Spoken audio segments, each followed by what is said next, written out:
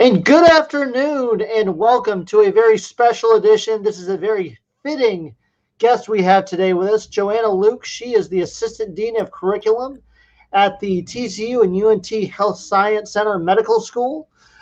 Joanna is here with us today because she is a graduate from the class of 2000 TCU. So, Joanna, thank you so much for joining us today. Rob, thank you so much for having me. Well, before we go into what you're doing now, let's get started with why you chose TCU all those years ago. So why did you decide to become a student at TCU? So I started all the way back in 1996, and TCU really was just my top choice based on its size, the ability to be pre-med, but to still have that kind of well-rounded liberal arts education. The campus, of course, was gorgeous, and all the students I met when I came to visit really assured me that it was going to feel like home for the 4 years that I was here. And once you got on campus, did it feel like home, like you were hoping it would? It really did. I was lucky to quickly connect with my roommate, and we stayed best friends throughout my entire time at TCU, and then quickly kind of had that nice small circle of friends that you could always count on, and then just so many more relationships. I mean, that's what TCU is really about. You talk about the relationships, and obviously you get those through the organizations, the jobs, the classes. So what were some of the things you got involved with during your time as a student on campus?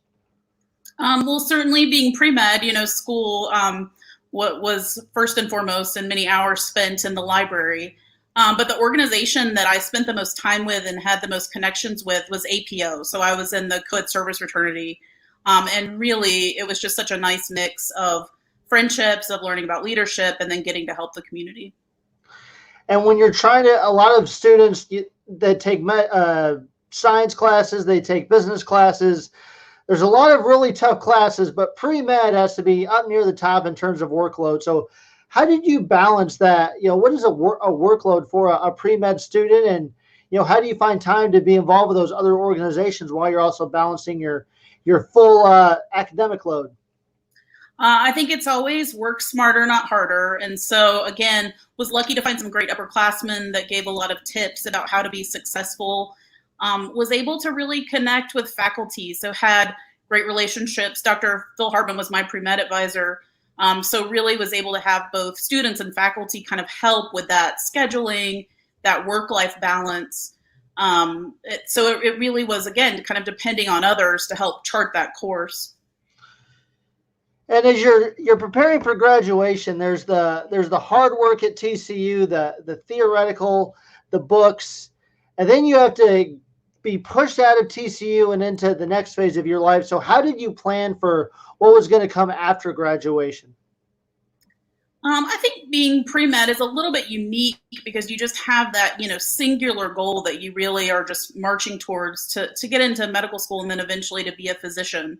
And so it really felt like just such a culmination of all that I had worked for when I got into medical school. Now, certainly that transition is not easy, and we work really carefully with our students here at TCU School of Medicine to help them realize that it's going to feel different and that they as adult learners have a lot they're going to bring to the table from their undergrad experiences.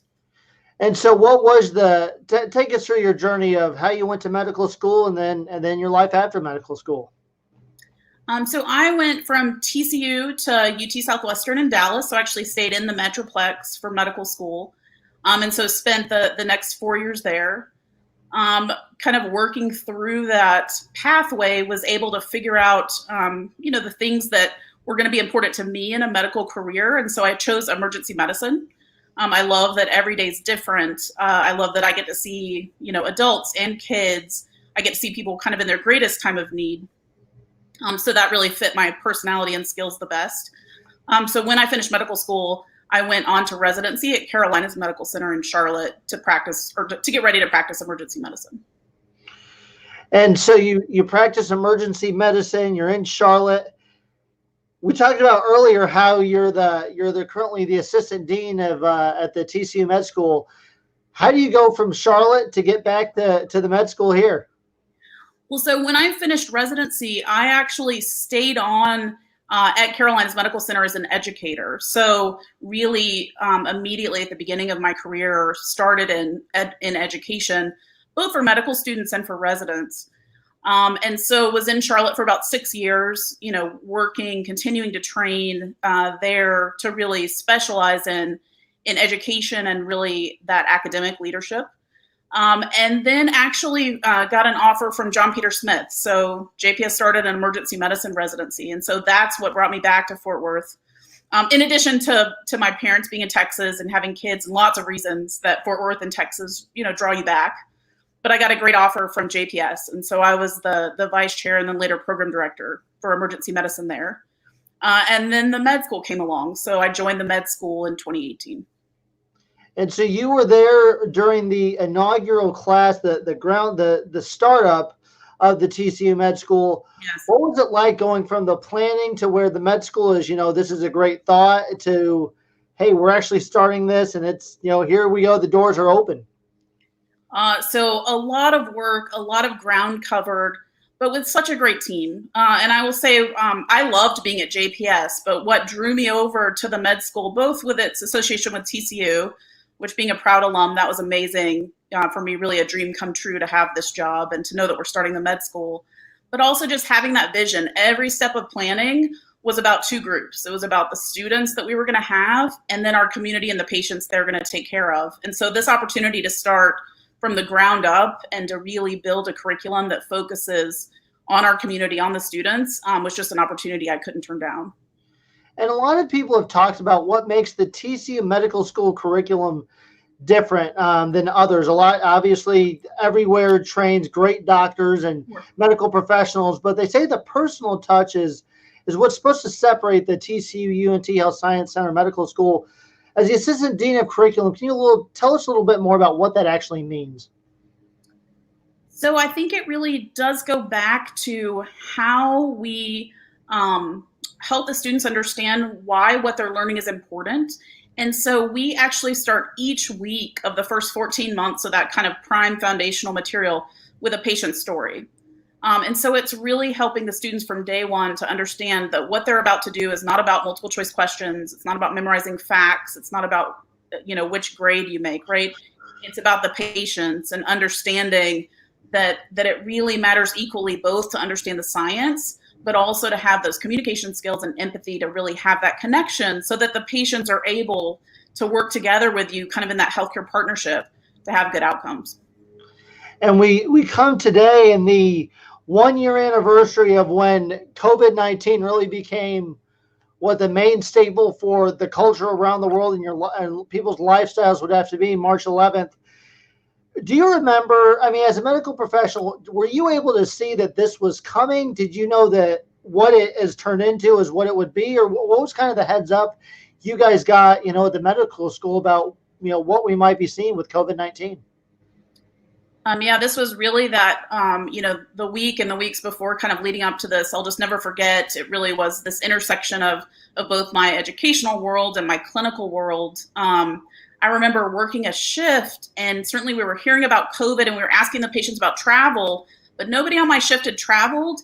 And yet they all had this kind of similar symptoms that now we know is COVID, that now we would know, 10 miles away that it was COVID, but we just didn't know then. And so all of them, we were like, well, is this flu? But their flu test is negative. And so it was, I do believe, certainly present in the Metroplex before we even were fully aware. And then from the school perspective, the news really came over spring break that we were going to need to quickly transition to a virtual environment. And so we were actually in Hawaii when I got that news. And so again, vivid memories of sitting there looking at the beach, but on my computer working on, flipping our curriculum while my kids were playing in the pool. So just the things that you'll never forget. And as the data curriculum, how do you flip a curriculum on its head going from in person to virtual and being able to provide medical school students, that same learning environment? So for that, I really will just have to give out a shout out to our amazing faculty and then really some resilient students. So one of the nice parts about having a new curriculum is that we were able to build from the beginning a lot of flexibility into the curriculum. And so we already had a great platform to provide the materials that the students could do on their own. That already existed. So really we had to take those application sessions and figure out how to deliver those on Zooms, how to use the breakout rooms, other technology, so the students still got to apply information, solve problems, but in that virtual environment. And I know they said a big key of the medical school experience would be students would have patience, that they would follow all 4 years. Has that been disrupted, or has that had to change in this environment? So right at the beginning, when we were kind of figuring out the COVID-19 and really personal risk, the medical students, like a lot of both other students in healthcare and clinical practices, went more to a telehealth or online version of those connections. We have since been able to work really closely with our community partners, and we've now been able to safely get the students back to the bedside. And now with the vaccines, it's even more promising of them being able to continue to be fully engaged. Now, I want to touch a little bit on the vaccine that's been such a big deal, obviously around the world, especially in our neck of the woods here. A lot of the students have been used as vaccinators. We've seen. How has that come about? Is that something that is an emergency? Hey, we're going to teach you how to administer vaccines, or what's the preparation that's gone into this? Yeah, so we were so lucky to get to partner with TCU and Baylor Scott and White to help with this big push to get, it's the vaccines in the arms. That's what's really going to make the difference to get over this pandemic. And so our students go through a process where they work through a full module and then actually go to our simulation center and are fully checked off to show they actually demonstrate the skills of giving the vaccination before they're out there, in the lines with the cards on the weekends giving the vaccines. So again, just a nice, that was a nice resource we have and use as our simulation center. And so the ability to make sure these students are ready in a safe manner before they're actually giving the vaccine was great. And I know that I think you've touched on this before and some other pieces, but there's more vaccines out there, and people are seeing appointments. They sign up for one through Tarrant County or Walmart or TCU, whatever it is, and they get there, and then they're told, hey, you're going to have Moderna, you're going to have Pfizer, you're going to have Johnson & Johnson. Can you kind of run us through maybe someone that doesn't know, why did I get one and not the other? Can I get the one I want, or kind of what it is with the three different vaccines? Yeah, and I've looked into this carefully because certainly the community's asking the questions. I get this question on shift, my own family is asking. And I really stand by the recommendation that you should get the vaccine that's available to you first. The research on all three is great. There are minor differences, but when you really look at that protection and comparing those numbers to other vaccines that we have, I would get the one that's available to you first, because anytime, the time between that you're waiting for whatever you're waiting for is time that you're at high risk, especially now, with the mask mandate being lifted and other measures where just in general as a community, we're not being as cautious as we were, 3 months ago. I think we're at a high risk time right at this transition. So I would highly recommend get the vaccine that's available to you first. And in addition to being the assistant dean of curriculum, you're also, as you were saying earlier, a practicing emergency physician. Mm-hmm. Talk about from the doctor side, what has the last year been like for you? The word unprecedented has been overused, but truly unprecedented. So I had been practicing, emergency medicine for more than 10 years. There had never been a point where I had any concern for my personal safety or my family's safety going into a shift. And so to suddenly have that transition, especially at the beginning when we did not have enough PPE and weren't even sure, how much we needed or how to use it safely, it just was the first time where, being a physician is more than just a job. And it really was that commitment that made you realize, you still were going to go to work, but that you really were at risk and there was a chance you were going to bring, home this communicable disease to your family. And there were some doctors we saw that said they were staying in hotels because they didn't want to go home and they didn't want to be infected by their family. They didn't want to infect their family. Did you or any of your colleagues have to go through that? Yeah, quite a few. So, each person had to make their own decision based on, the family they had at home and the risks that they had. I actually was really lucky enough to have a friend that had an empty apartment. And so at the beginning of the pandemic, I would stay at that apartment to keep from bringing home, COVID-19 to my family.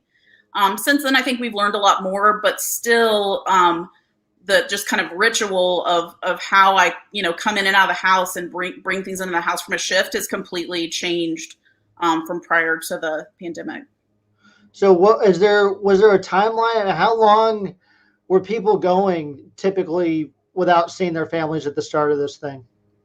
I think it was over months, because if you remember, there'd be times where like our numbers would look better, and then there were spikes, and I just can't tell you how many times I heard the phrase, both clinically and even through the school, right, of like, well, where the next 2 weeks going to bring, whether it was a holiday that was coming up and we didn't know how it would work.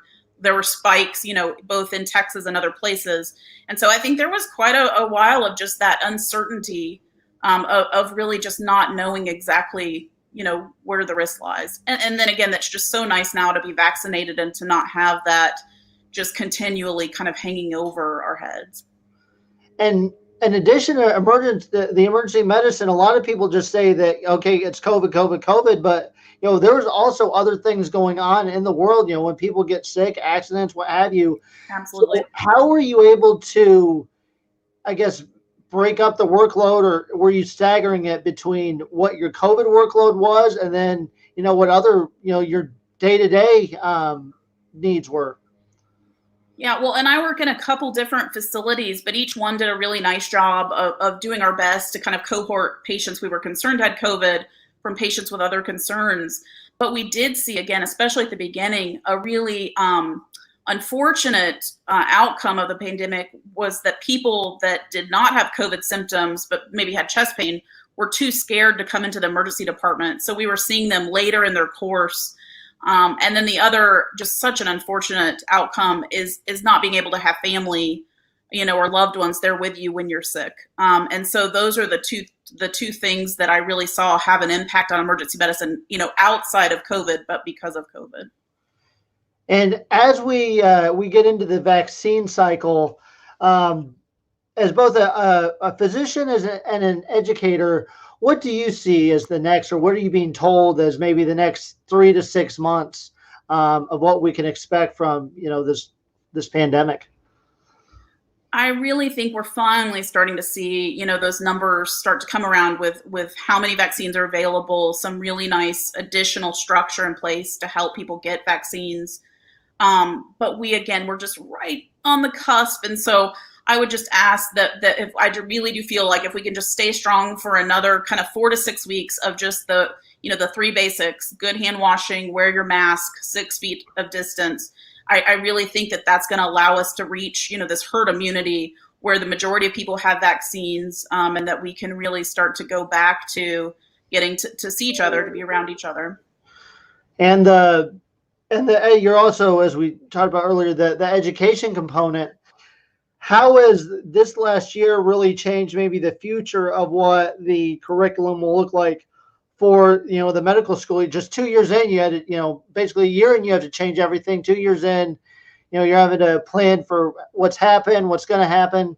So what are the lessons, and what are maybe the structures that are going to be staying in place going forward, even after, now we're given the all clear, but things get more back to normal? I think one of the nice silver lining examples of a change that'll stay in our curriculum is that for those basic clinical skills of taking a history, of trying to navigate, the patient's story, their physical exam, what they're telling you, but doing that virtually. There's so many physicians now that are practicing virtually and have telehealth appointments. We did not necessarily have that as a core tenet of our first year of our curriculum. The pandemic made it where we do now. So our standardized patients worked with the students through Zoom, a telehealth platform essentially. And so we were able to really teach and practice those skills that now are just going to be a core part of practicing medicine. So our students are already getting a lot of those. Another thing that we saw that I think I can't wait to see the outcomes is we're one of the few schools that has a 4-year research project. And so our students were able to continue to work virtually with their mentors, and now quite a few of their projects, because of the timing, will now have either a COVID focus or a component that really has been made stronger because of the pandemic, pushing people to be more creative or new questions that we didn't even have before. And from the doctor's standpoint, the telehealth, I think a lot of anyone that's had a appointment in the last year has been telehealth. From a doctor's standpoint, how much different are you able to diagnose symptoms and accurately treat symptoms from someone on a phone or a computer screen as opposed to actually being there in person, taking their temperature and listening to their chest and things like that? So I think it's a balance. Certainly you cannot replace, right, that human touch, that connection, the things that the tactile things that really we have to be in person to do. But if it means that I can help triage by seeing you sooner, hearing you sooner because of telehealth, where you might have waited 6 months to see me in person, but now I can at least talk to you next week and see you through telehealth and help decide, oh no, this person needs an appointment sooner, or we really can wait till 6 months to see each other in person. I think there's pros and cons, but certainly that accessibility, I think, is going to really make a difference in how people access healthcare. And I want to go back to just the time being around the university. As a student or now a staff member, what is your favorite memory of your time at TCU? So it's a mix. I'll do one on campus and then one kind of about TCU. So certainly being on campus and that's actually where I met my husband. And so thinking about just times where like we were in the same group of friends and just kind of sitting around the old student center that doesn't exist. We lived in that kind of student, lobby area. And so being able again to know that like I would have a test and could go in and all my friends are sitting there and we would talk and debrief. So very happy memories. And then the off-campus time is I got to go to the Rose Bowl. I think I was a resident then. But there was just nothing like being there as a TCU fan and getting to experience the Rose Bowl and then win. So those are my two favorite moments. I think the Rose Bowl, every guest we've had on the podcast has pretty much said the Rose Bowl. If either they were watching it or those that were like you and unfortunately able to go, that's a memory I'll always know where I was. So you were at TCU, graduated in 2000. Mm-hmm. How has the university changed since you were a student? So really growth is the only word, that I can think to use here is both growth and certainly the student body and size. I want to say there were somewhere between 6,000 and 7,000 students when I was there. So certainly a lot bigger now, but also just in stature. And of course, I'm a little bit biased, but I think the med school has and will continue to have a lot to do with that. I know Chancellor Boschini said that when asked about what the greatest addition to TCU is, he says in 50 years, I think we'll be looking at the medical school as something that really separates us from, our other aspirant universities. Talk about what the addition of a medical school means to TCU's profile. Well, I mean, I think that it's really, if you think about TCU's mission to really be a part of this community, to lead this community, I think having that ability to have, it's 60 students per year for every graduating class. Each physician sees, on average, maybe 10,000 patients. You start to do that math, and it's exponential. It's exponential, the impact that the school have, in addition to, other physicians that having a med school brings into our community, to helping create graduate medical education or residency programs and strengthen the partnerships that we already have. So it really is going to help raise the profile, not just of the university, but impact the health of a community. And it's hard to, to put a price on the impact that you have there. And I know you're busy, and we'll let you get back to your actually doctoring, but we'll wrap up with this. How you 2 years into the medical school, where do you see the medical school in 5 years? We won't do 10 years, but we'll do 4 to 5 years. As the next class is coming in this July, well, how will their experience be different once they graduate from where we are now? Well, a couple of things. It'll be exciting to have had our first class graduate by then. Certainly, those are just exciting times to see their success. I do hope that we will have been able to help partner and create more residency programs, again, to keep these graduates in the DFW community where we need them. And then, I will say, and I think everyone agrees, that we just can't wait to be back in person. So our hope is that more and more that we will be able to safely provide in-person experiences for all of our students, but especially for this class that's coming in, this class of 2025. Well, we certainly attest to that. We can't wait to see everybody in person, all the alumni. Hopefully, we're all at Amon G. Carter this year for football games, and maybe we can go to another Rose Bowl or a Big 12 championship. Can't wait. I missed football so much this year. So, yeah, I'm hopeful. Well, thank you, Joanna, for everything that you shared with us today, all the information about the medical school, and on this anniversary, unfortunate anniversary of the pandemic, become a mainstay in our life. Thank you for all that you have done for our community. All right. Well, Rob, thanks again for having me. I appreciate it.